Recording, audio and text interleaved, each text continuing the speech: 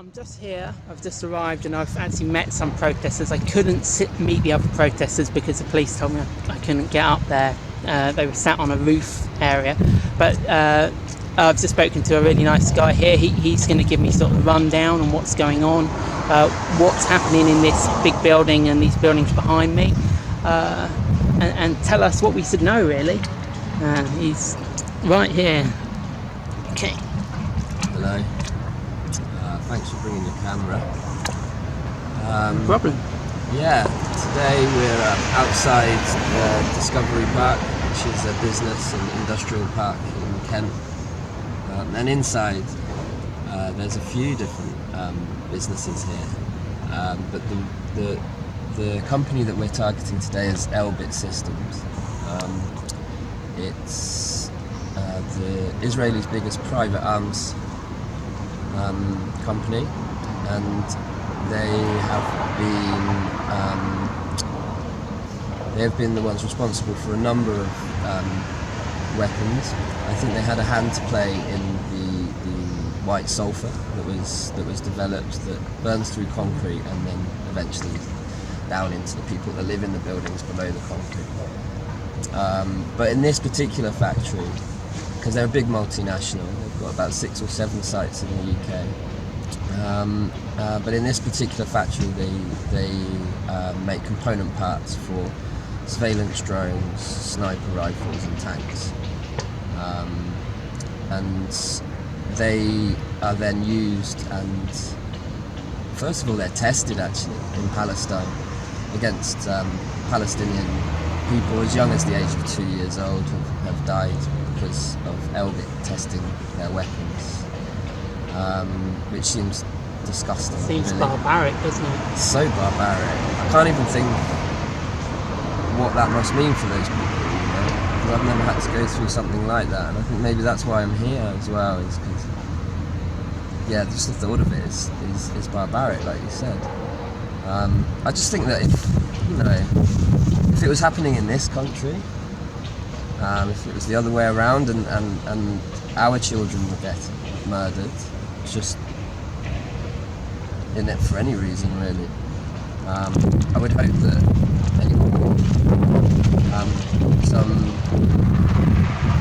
I'd hope other people would be doing this for us as well. For me, I think if one child's killed, regardless of where they're from, what country, it's hit every child in the world, right? It must affect everyone, right? So yeah, I'd hope that other people would do it if it was happening over here as well, and I hope other people would do it for anyone that they saw. As you can see, we're completely non-violent in our approach. Do you want to explain a little bit of that for the camera? I'll just give them a view down there, because I can see that. Is it a concrete sort of slab or something? It's a long one. I think it's made of concrete, maybe some other parts. Yeah, and this is how effectively we block the entrance, and how we are able to be somewhat effective, hopefully, with our non-violent approach. And they won't be able to move you now, will they? They shouldn't be able to move us very quickly. No. Yeah, sure. Hopefully, quite a while. Yeah. So what I suppose what I want to ask you is what are the risks of activism like this? Are you expecting them to possibly press any charges for you blocking the road, or I would hope that a judge would be sympathetic. I mean, I don't want to put you down by mentioning that. Yeah, no, you'd hope so, wouldn't you? But it's difficult to tell. I think you'd be silly to go into this without looking at the consequences and thoroughly figuring out whether the reasons and implications and motivations for what you're doing. Without looking at that thoroughly, I think you'd be at a loss coming to something like this. But I think that if you have the capacity and the privilege to be able to do that, then I think that we should be, you know. Because the weight of what you risk and what the Palestinian parents, their risk is, there's no comparison. There's literally no comparison. I mean, I'm sat in the road, I'm going to get a little bit wet. Uncomfortable. Legally, there could be repercussions that might mean imprisonment. I doubt it for this action, but you know, it's something that you should be aware of. You never know what's going to happen. But even that is it would be nothing in comparison to losing a teenage child. So for that reason, I wouldn't say I'm happy to do this, but it's something that I feel that I'm able to do, and I feel that we should be doing. Oh well, I'm really happy that you are. In fact, I would hope that there would be more people. I'm quite saddened to see that there's not as many people here as I have thought that there would be, but I think it's a really noble thing to do. The message behind it is that we are human. We're all human, and it doesn't matter where you're from. Nobody deserves to lose children. I think that's it. I think you've hit the nail on the head. We're all human. And I think that we're being driven apart so much by politics and the mainstream media, and it's a way of controlling us, put us into nice little groups and get us to fight against each other, when really we should be coming together. We have plenty to unite on. I think that's something people forget. We have, I think most of us want to be treated fairly. Mm-hmm. Most of us want to see the ones we're loved sort of treated fairly, and we have people we care about, we have family, and most of us, we want our liberty. We want to be able to go about freely, unimpeded, you know. Mm-hmm. And perhaps we should be looking more to those things rather than all the tiny things which make us different. Where we're born, it doesn't matter. We're all born on Earth, aren't we? So exactly, we are. We're all born on Earth. We're all born of a mother who, like, we hopefully love, right? So there's a lot more to unite us than divide us, definitely. And I think if we look within ourselves, or our families and the people we are close enough with, I think we can see those things that unite us. And I think that maybe part of what we're here for is to try and extend that circle of acceptance and love to every human, and actually every living thing on this planet, to be honest. Okay, well, that's a nice message, that's for sure. I have to say I really do agree with that, what you said. I'm hoping that the camera's picked everything up, because obviously, microphone is sort of new to doing this sort of thing, but I want to get out and do more videos. But thank you. Thank you. You've had some really insightful questions, and I think you should keep doing what you're doing if you're getting the message out there. Yeah, well, it's great, and you can take my Twitter. I use my Twitter. I'd like to. What is it? Just remember the Transcendence Movement. What word? It's two separate words. It's not the handle, that's just the account, but you'll find me if you search Transcendence Movement. But what the message I'm sending out is that we're all fighting with one another, humanity, and I believe that we can transcend that, and I believe a lot of it is all self-interest, a lot of it's all ego, and there's a lot of people who wouldn't put themselves in this kind of position, I suppose, because of worrying about me.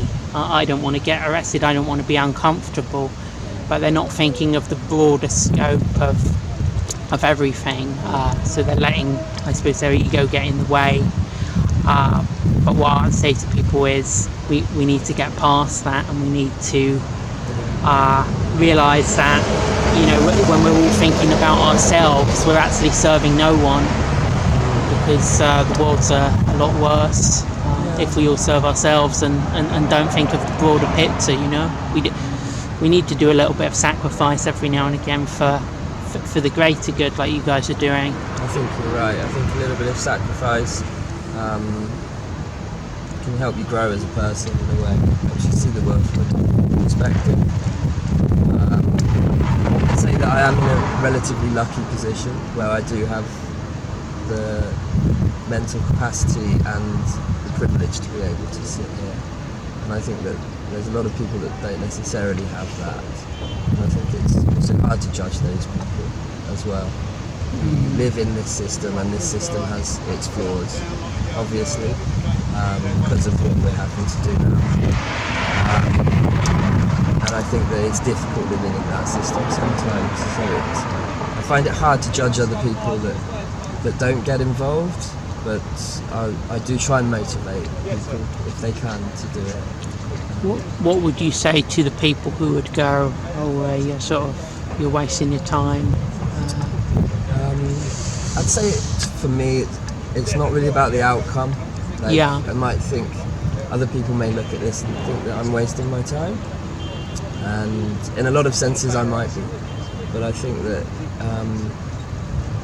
something has to be done, and I'm not a violent person.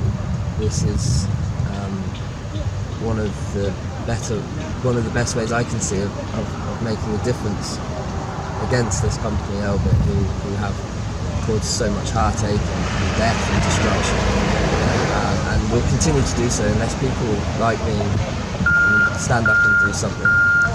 And the evidence speaks for itself. You've sat here, you've been polite to me, you've talked to me. Those guys told me I couldn't be on their private property and gave me the cold shoulder, turned their backs on me. You know, the truth will out, you know, and when people are questioned and they don't have answers and they can't justify themselves, they'll go quiet, they'll skulk away.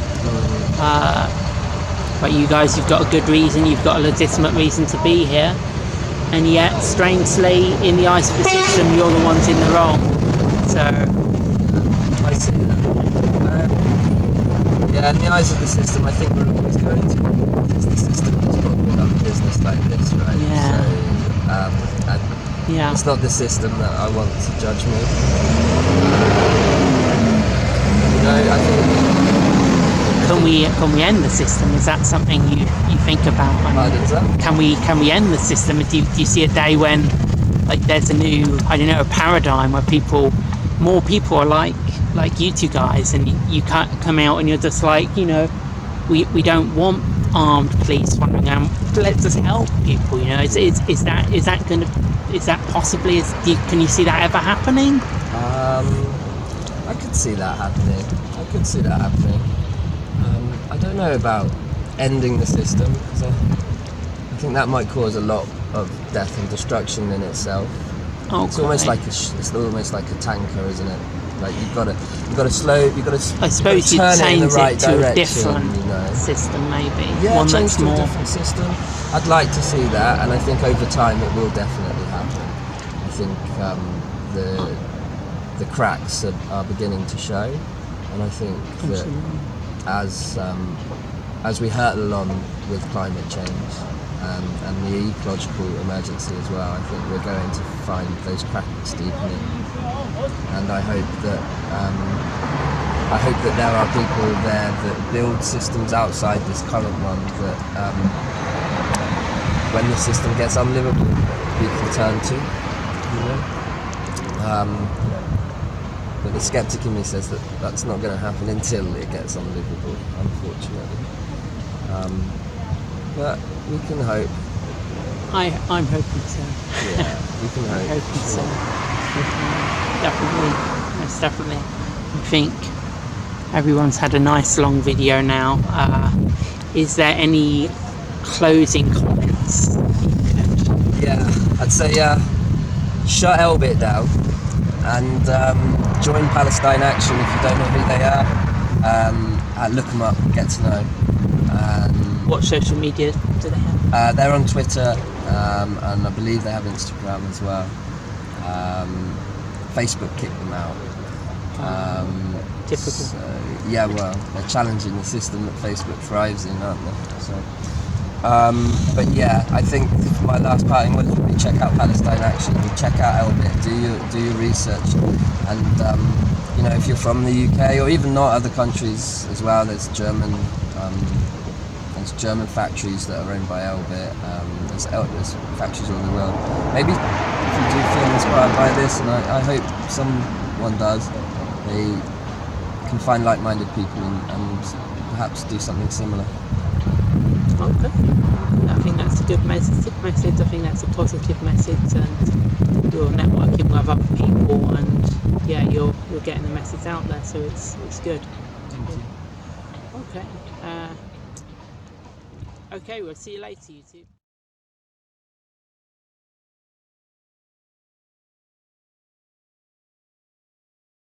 Yeah, okay. Do you want to ask? Yes, yeah. Just you said earlier about the testing on children, and yeah, I just wanted to hear a bit more about that. You said about being a perpetual war zone. Yeah, so I think that unfortunately the way things have played out over there, and Britain has possibly the biggest part to play in that, one of the many. We're at a situation where there is a perpetual war in between Israel and Palestine, and unfortunately Palestine are very much The underdog. And for that reason it continues. And I see Palestine as possibly an arena for companies like Elbit and other weapons manufacturers to test their weapons And to make a lot of sell them to the wider worldwide audience. Okay. And I guess it's all money backed as well. You know, that's the main thing. There's always behind it is money and power. If we boil it down, it is almost always greed, isn't it? Yeah. Of course. Okay. Well, thank you.